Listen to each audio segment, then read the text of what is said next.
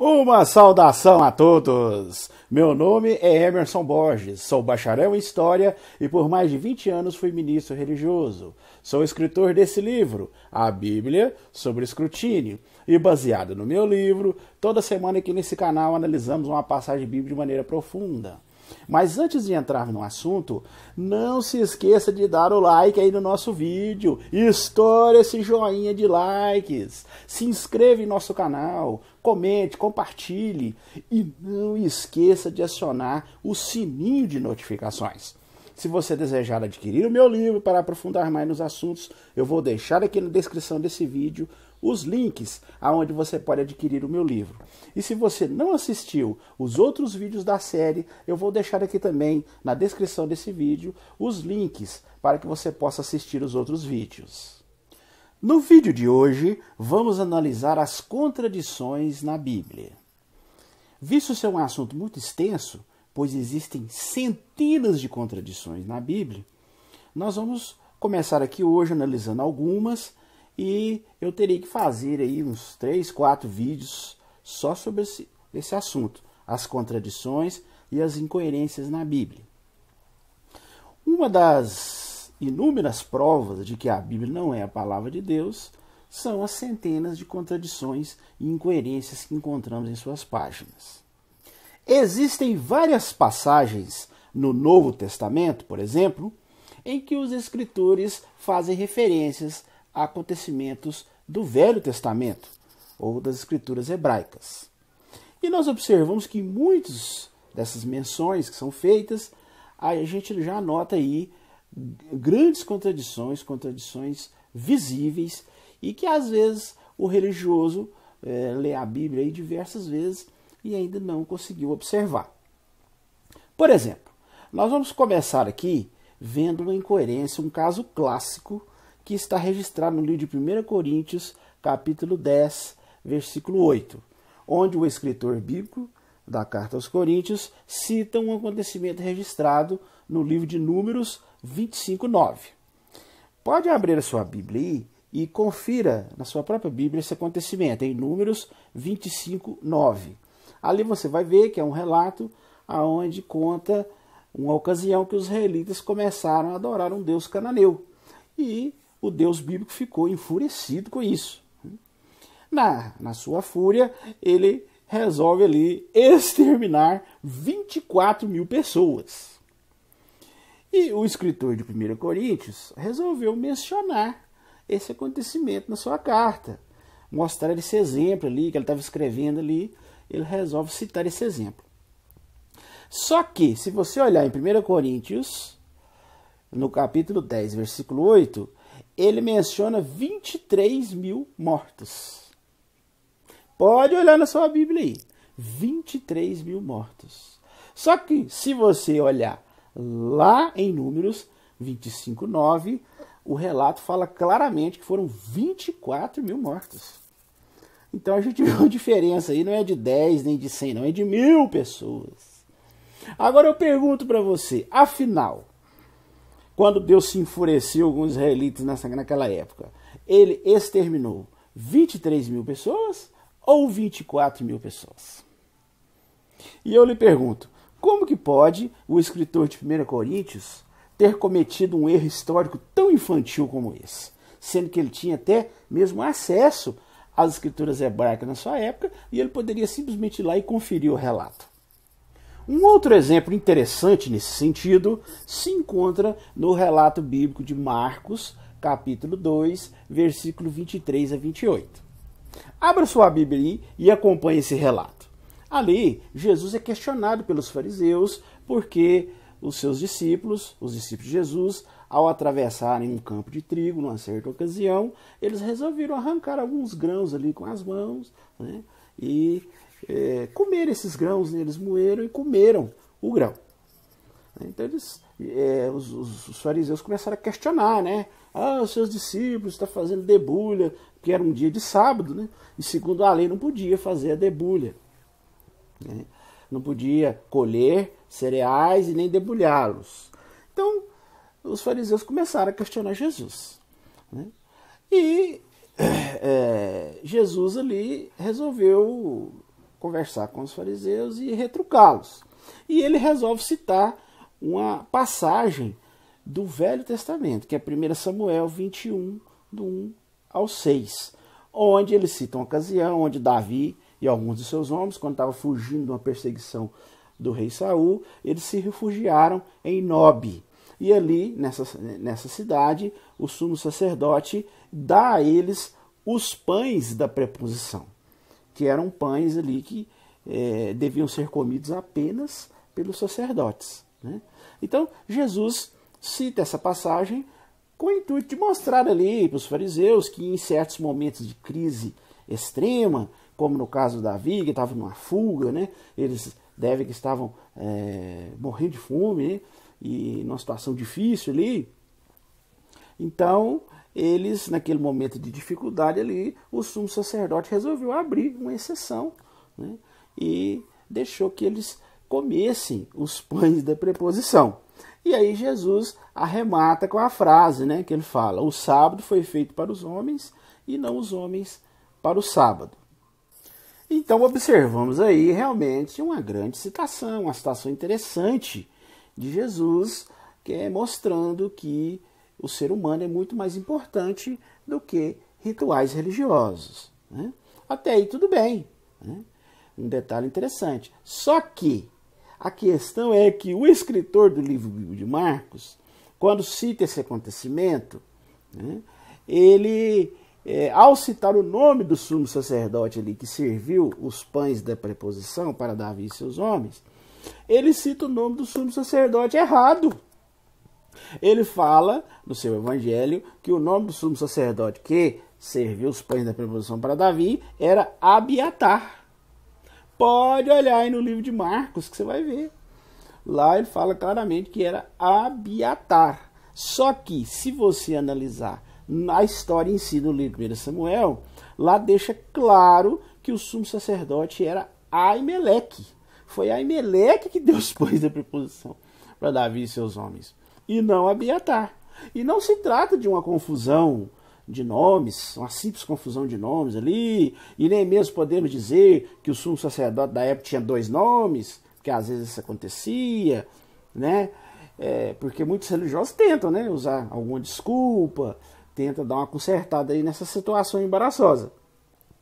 Mas na realidade não se pode usar essas 2 desculpas, porque na realidade Abiatar era filho de Aimeleque, filho. E era um fato muito conhecido entre os judeus da época ali, né? A linhagem sacerdotal era uma coisa séria, né, para os judeus. Eles tinham registro de todos os sumos sacerdotes. E o mais importante, que essa história estava ali relatada no livro de Samuel. Um livro muito lido, muito respeitado ali pelos judeus na época, né? Então, o escritor de Marcos, seja ele quem for, na época, poderia facilmente consultar ali, né, as escrituras hebraicas do livro de Samuel e saber quem era esse sacerdote, o nome do sacerdote que deu os pães da preposição para Davi. Mas, veja bem, ele erra totalmente o nome do sacerdote, né, comete um erro grave, né, uma gafe, né, podemos dizer que foi uma ridícula gafe histórica, né, sendo que ele poderia facilmente consultar a história ali, estava disponível nos registros das escrituras hebraicas. Aí eu te pergunto, afinal de contas, o sumo sacerdote da história de Davi, lá com os pães da preposição, era Abiatar ou era Aimeleque? E eu te pergunto também, como que o escritor pôde cometer uma gafe tão grande como essa? Além disso, se Deus é um ser todo-poderoso e que inspirou os escritores, quer dizer, estava orientando eles na hora da escrita, como que ele permitiu que o escritor de Marcos cometesse um erro histórico tão infantil e tão ridículo? Se você acha que eu estou inventando essa história, veja você mesmo na sua própria Bíblia, seja a versão que você tiver. Abra sua Bíblia, leia primeiro o relato de Marcos, capítulo 2, versículo 23 a 28. Ali você vai observar claramente, né, o escritor do Evangelho de Marcos registrando ali, né, esse acontecimento, e ele cita o nome do sacerdote errado. leia lá em Marcos e depois você vai fazer a comparação com 1 Samuel 21, de 1 a 6. 1 Samuel, capítulo 21, versículo de 1 a 6. Então você vai ver claramente, né, que em Marcos o sumo sacerdote é citado pelo nome de Abiatar.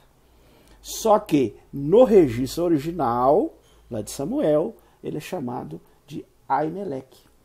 Mas as contradições da Bíblia não param por aí, não. No próprio Novo Testamento, nós temos ali 4 registros, 4 biografias da vida de Jesus, chamados de evangelhos. Conforme eu já expliquei aqui em outros vídeos, na época existiam centenas de relatos da vida de Jesus, centenas de evangelhos. Só que, a partir do Concílio de Nicéia, em 325, o imperador Constantino começou ali a tentar separar alguns evangelhos que se alinhavam melhor, com a ideia predominante na época, e com o apoio do Império Romano, os evangelhos considerados, que foram considerados na época canônicos, esses foram preservados pelo Império Romano e hoje nós temos aí nas nossas Bíblias, todas as versões desses 4 evangelhos que foram preservados, o imperador pagava lá os melhores escribas para copiá-los. Então temos vários manuscritos e cópias desses evangelhos. Já os outros que foram descartados na época, por uma questão política ali, da ideia predominante na época, eles foram se perdendo, porque o Império Romano não se dedicava em copiá-los, em preservá-los. Por isso, esses 4 evangelhos hoje são os que contam a história de Jesus. Mas, como eu já disse em outros vídeos também, diversos outros evangelhos que se perderam com o tempo, graças a esforços da arqueologia, vários arqueólogos têm encontrado manuscritos da época que foram preservados, e eles têm encontrado vários relatos diferentes desses evangelhos que conhecemos hoje, como o evangelho de Maria Madalena, o evangelho de Tomé, o evangelho de Judas, e muitos outros. Então, aos estudiosos analisarem esses evangelhos, a gente encontra versões totalmente diferentes desses evangelhos considerados os oficiais, os canônicos. Mas mesmo nesses evangelhos que foram previamente separados, escolhidos na época, por ter uma mesma linha de raciocínio, nós observamos contradições enormes entre eles, mesmo nesses que estão hoje nas Bíblias atuais. Por exemplo, eu vou citar aqui alguns exemplos de contradições nos próprios evangelhos, porque visto que os evangelhos contam a mesma história, que é a história de Jesus, existem vários relatos que são paralelos. Um evangelho conta o relato e o outro conta o mesmo relato. Então, ao compararmos esses relatos paralelos, que relatam a mesma história, o mesmo evento, nós observamos contradições enormes. Veja um exemplo aqui. Vamos começar com o exemplo que está registrado no Evangelho de Marcos, capítulo 14, versículo 12. Se você tiver uma Bíblia em casa, você pode abrir e você vai acompanhando aí, você vê com seus próprios olhos essas contradições nos evangelhos, nos relatos dos evangelhos. Nesse relato de Marcos 14, 12, fala claramente, o escritor de Marcos diz que Jesus foi morto no primeiro dia dos pães não fermentados. Olha aí para você ver. Marcos 14, 12. Jesus foi morto no primeiro dia dos pães não fermentados. Já o escritor do livro de João, do Evangelho de João, em João 19, 14, afirma categoricamente que Jesus morreu na preparação para a Páscoa. Quer dizer, antes de começar a Páscoa. Então, afinal de contas, Jesus morreu no primeiro dia dos pães não fermentados, quer dizer, depois que começou a Páscoa, ou ele morreu na preparação da Páscoa, ou antes de começar a Páscoa. Um outro relato em que encontramos uma contradição enorme também é sobre o nascimento de Jesus. Segundo o relato do Evangelho de Lucas sobre o nascimento de Jesus, ali fala que após o nascimento de Jesus, Se você observar aí na sua Bíblia, pode conferir aí. Lucas, capítulo 2, versículo 21 a 39. Lá diz que após o nascimento de Jesus, José e Maria regressaram a Nazaré, um mês depois de terem ido a Belém e depois a Jerusalém, cumprindo os ritos da purificação. E isso é que está registrado aí em Lucas, capítulo 2, versículo 21 a 39, né? Eles regressaram a Nazaré um mês depois de terem ido a Belém e depois a Jerusalém, para cumprir os ritos da purificação. Porém, se você olhar esse mesmo relato, esse mesmo evento registrado em Mateus, diz que depois, que após o nascimento de Jesus, José e Maria fugiram para o Egito e ali ficaram até a morte do rei Herodes. Notou a diferença? Em Lucas, né, fala que Jesus nasceu e eles regressaram para Nazaré, né?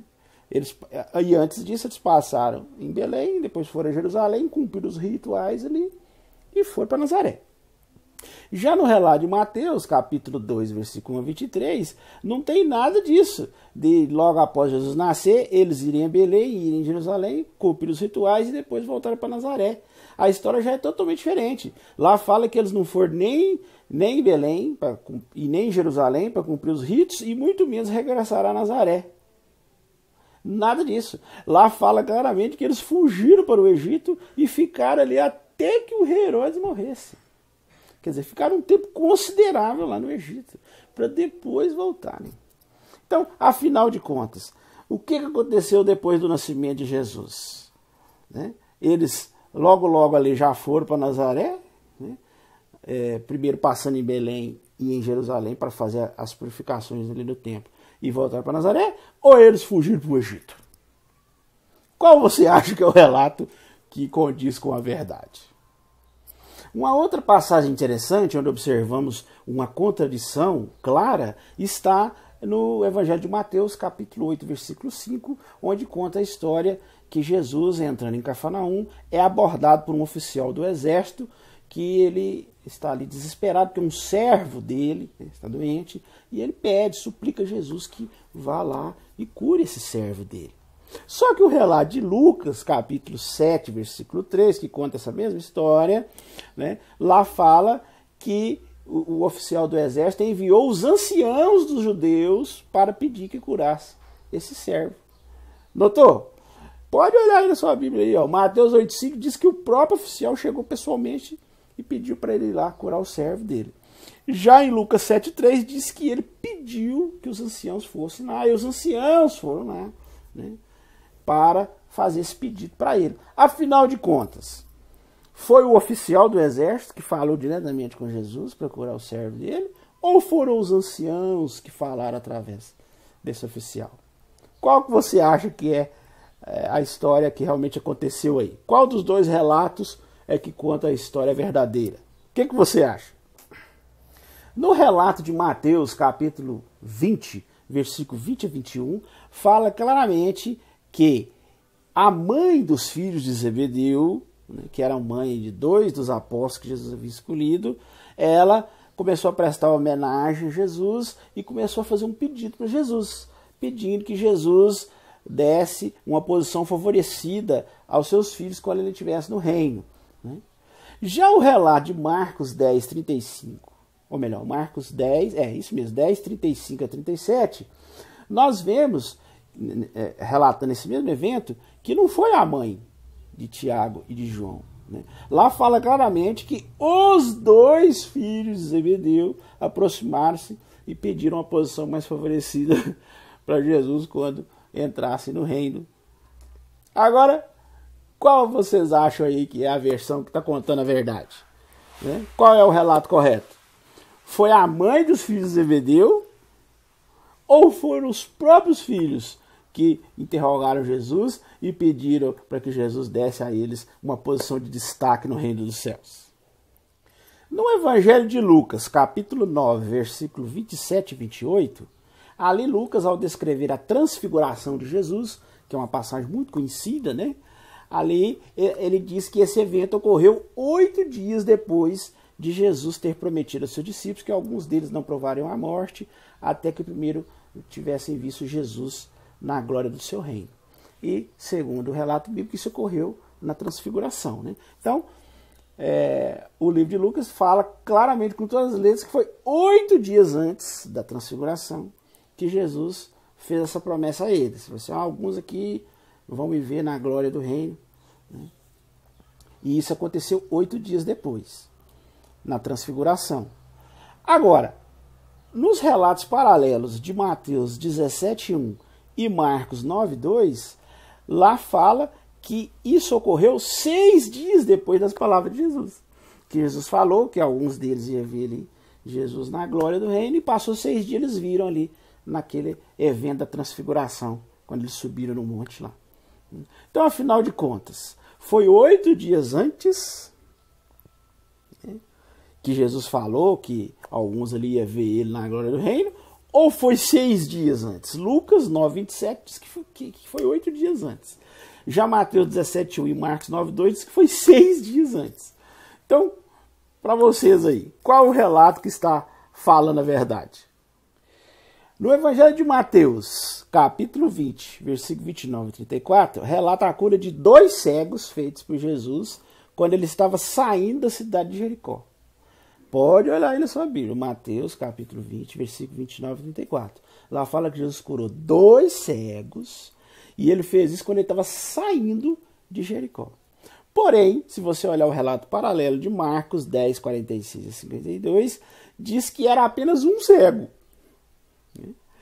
E o escritor ainda fala o nome dele, Bartimeu, filho de Timeu.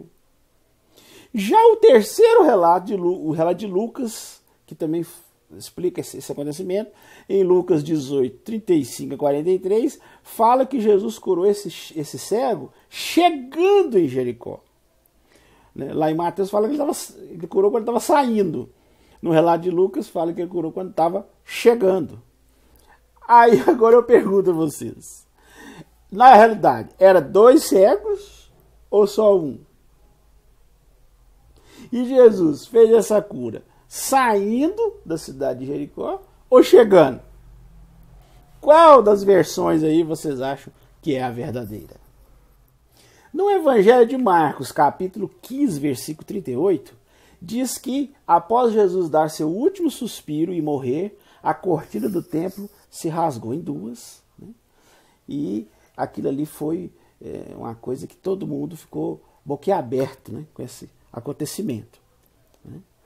Agora, veja bem, o relato deixa claro que a cortina do templo se rasgou depois de Jesus morrer, né? Depois, olha aí, Marcos 15, 38. Após Jesus dar seu último suspiro. Mas no relato paralelo de Lucas 23, 45 a 46, a cortina do templo se rasga antes de Jesus morrer, enquanto ele ainda estava vivo. Afinal de contas, a cortina do templo se rasgou antes de Jesus morrer ou depois que Jesus morreu? Qual relato você acha aí que está dizendo a verdade? No relato de Mateus 21, capítulo 21, versículo 17 a 19, Jesus amaldiçoa uma figueira depois que ele sai do templo e ela seca imediatamente, depois que Jesus amaldiçoa ela. Mas no relato paralelo de Marcos, capítulo 11, versículo 14 e 15, e depois o versículo 20, Jesus amaldiçoa a figueira antes de entrar no templo. E ela seca um dia depois de Jesus ter amaldiçoado ela.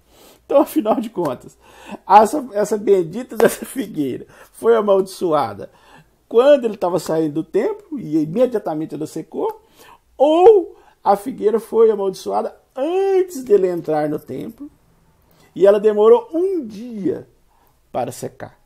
Leia aí os 2 relatos e me diga aí qual você acha que está exprimindo aí a verdade. No relato de Mateus, capítulo 8, versículos 2 e 4, diz claramente que Jesus cura um leproso. E, na continuação, lá no versículo 14, quer dizer, depois de curar o leproso, ele entra na casa de Pedro e cura a sogra de Pedro. Então, o relato é bem claro. Cura o leproso antes de visitar a casa de Pedro e curar a sogra do Pedro, né? Só que o relato de Marcos 1:29 fala claramente que Jesus visita a casa de Pedro primeiro, cura a sogra dele e depois que ele sai da casa, né? Conforme mostra os versículos 40 e 42 de Marcos capítulo 1, aí sim é que ele, né, vai curar o leproso. Afinal de contas, qual o relato que está falando a verdade aí? Né? Porque o relato de Marcos fala que Jesus curou o leproso depois de visitar a casa de Pedro. Já o relato de Mateus diz que Jesus curou o leproso antes de visitar a casa de Pedro. Para você aí, lendo esses dois relatos, qual dos dois você acha que está falando a verdade? Em Mateus capítulo 21, versículo 2 a 7, fala claramente que Jesus mandou 2 discípulos levarem uma jumenta e um jumentinho para ele. Ele falou assim, vai lá, pega uma jumenta e um jumentinho. Já o relato de Marcos 11, 2 a 7, diz que Jesus mandou os 2 discípulos levarem apenas uma jumentinha. E foi isso que aconteceu, segundo o relato. Agora que vem a questão. Os 2 discípulos, afinal de contas, levaram uma jumenta e um jumentinho? Ou apenas um jumentinho?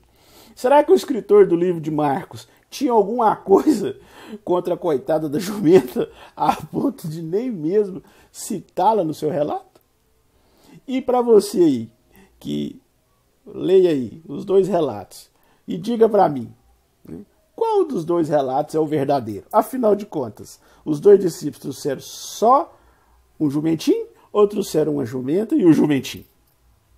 Nós vamos parar por aqui as contradições, porque se nós formos ficar falando aqui todas as contradições que tem na Bíblia, que são centenas, esse vídeo aqui vai ficar com 2 horas. Então, vai ficar um vídeo muito longo e vai ficar até cansativo de assistir, né? Então, eu acho que esses exemplos aqui deram para vocês entenderem bem a questão, né? Nós citamos alguns exemplos específicos, né, de relatos dos evangelhos, que contam a história de Jesus e dão detalhes totalmente diferentes, mesmo sendo evangelhos que foram filtrados através do tempo, né, escolhidos a dedo, né, e modificados até nas suas cópias, nas suas traduções, para ter mais sentido. Mesmo assim, a gente vê contradições enormes nos seus relatos, principalmente nesses relatos que nós vimos aqui, paralelos, né, que contam o mesmo evento em evangelhos diferentes. Um evangelho conta um relato, o outro conta o mesmo relato, e a gente vai ver, quando vai comparar os dois, a gente acha aí, como vocês puderam observar, essas diferenças, essas contradições, essas incoerências enormes. Nos próximos vídeos eu vou fazer mais, né, contradições. Nós vamos colocar mais exemplos aqui para que vocês possam encontrar na sua própria Bíblia e conferir na sua própria Bíblia, né? Nos próximos vídeos eu vou fazer contradições das escrituras hebraicas, no Velho Testamento, que são inúmeras, né? Nós vamos analisar também contradições no livro de Atos, nas cartas. Em todos esses livros, em toda a Bíblia, ela está permeada de contradições e incoerências. São centenas delas, né? Mas o ponto focal aqui é o seguinte: a própria Bíblia diz que para um relato ser considerado verdadeiro, ele deve ser confirmado pela boca de 2 ou 3 testemunhas. Isso está claramente registrado, se você quiser acompanhar na sua Bíblia, em Deuteronômio 19:15, Mateus 18:16, João 8:17, 2 Coríntios 13:1, 1 Timóteo 5:19 e Hebreus 10:28. Todos esses textos, né, falam unanimemente que para um relato ser considerado verdadeiro, ele tem que ser confirmado pela boca de 2 ou 3 testemunhas. Agora, obviamente que essas testemunhas têm que ser coerentes, não é mesmo? Elas não podem ter contradições, não podem ter divergências, né? Imagina você investigando um acontecimento, interrogando as testemunhas. Aí, uma testemunha conta de um jeito, outra testemunha conta de outro. Que conclusão você chega nisso aí, né? Com certeza, a versão que corresponde à verdade vai ser só um aí, ou pior, né? Os 2 ou 3 podem estar mentindo, porque está contando cada um de um jeito totalmente diferente, né?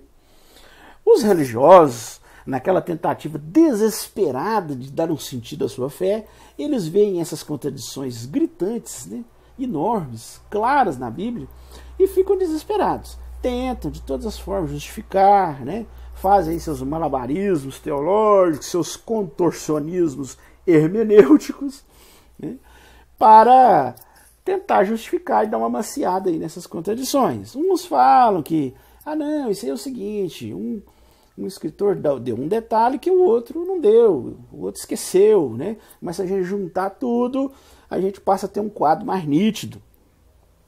Bem, é um raciocínio interessante se os relatos realmente se complementassem. Mas não é isso que nós observamos aqui, que vocês puderam ver aí nas suas próprias Bíblias.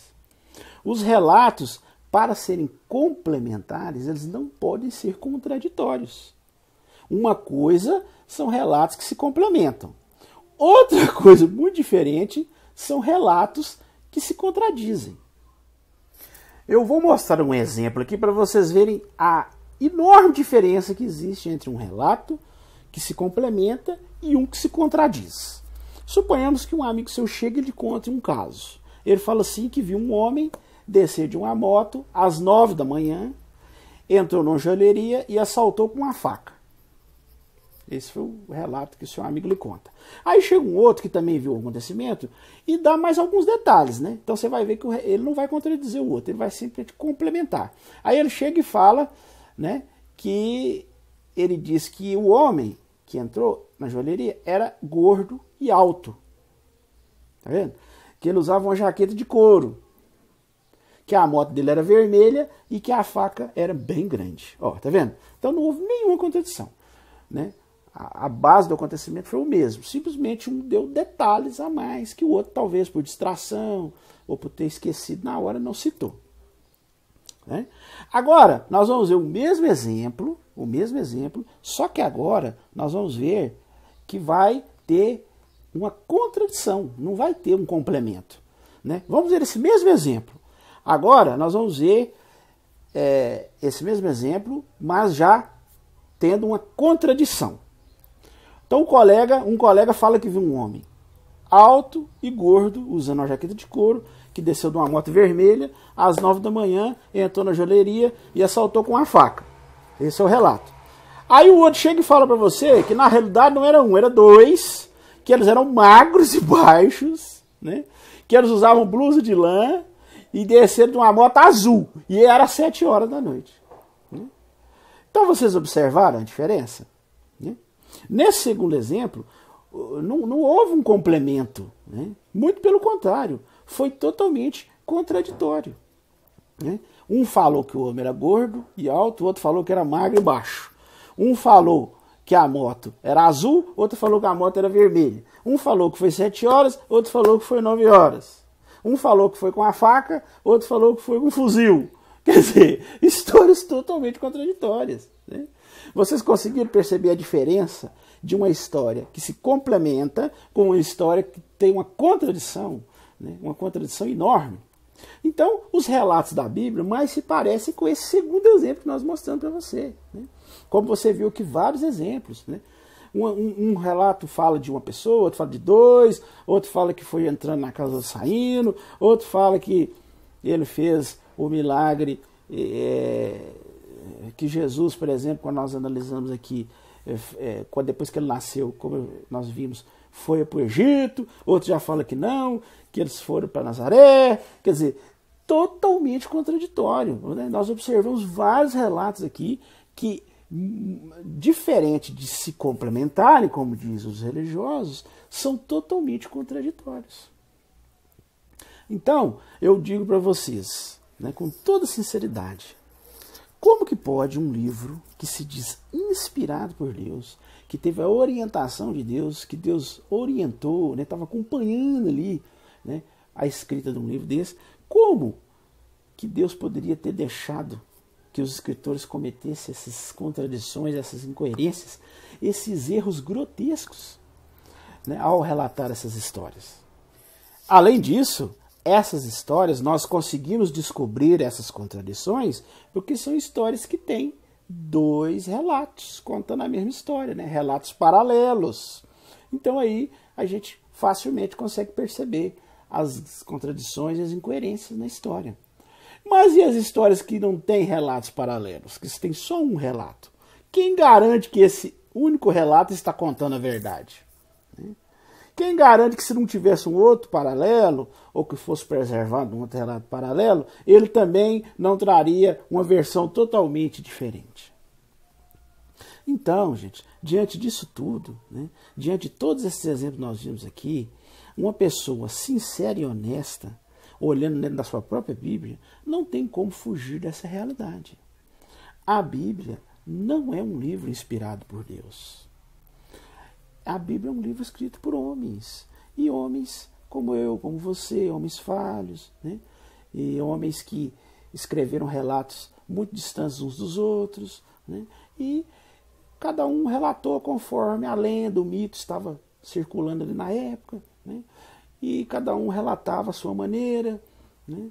E como a gente sabe, né, mitos e lendas, através da transmissão oral, vai passando os anos, aquele mito vai crescendo, aquela lenda. Então, quando eles colocaram por escrito, é isso aí que vocês estão vendo aí, é isso aí que nós observamos, essa bagunça, né? Essa salada, né? Essa confusão total nas histórias, né? Sem nenhum sentido, né? Um conta de um jeito, outro conta de outro totalmente diferente, né? Contradições e incoerências enormes. Né? É uma prova clara. E olha que nós vimos aqui apenas alguns exemplos, né? Porque se eu for mostrar todos aqui num só vídeo, nós vamos ficar o dia inteiro mostrando exemplos de contradições e incoerências. Então por hoje nós vamos ficar com essas. E eu prometo a vocês que num próximo vídeo nós vamos analisar mais contradições e mais incoerências na Bíblia. Ok? No mais, reforço o convite aí para vocês se inscreverem em nosso canal, né? Acionar o sininho de notificações, porque sempre que a gente subir um vídeo novo, você será notificado. E desejo a todos uma boa semana, né? Felicidade a todos e até o nosso próximo vídeo.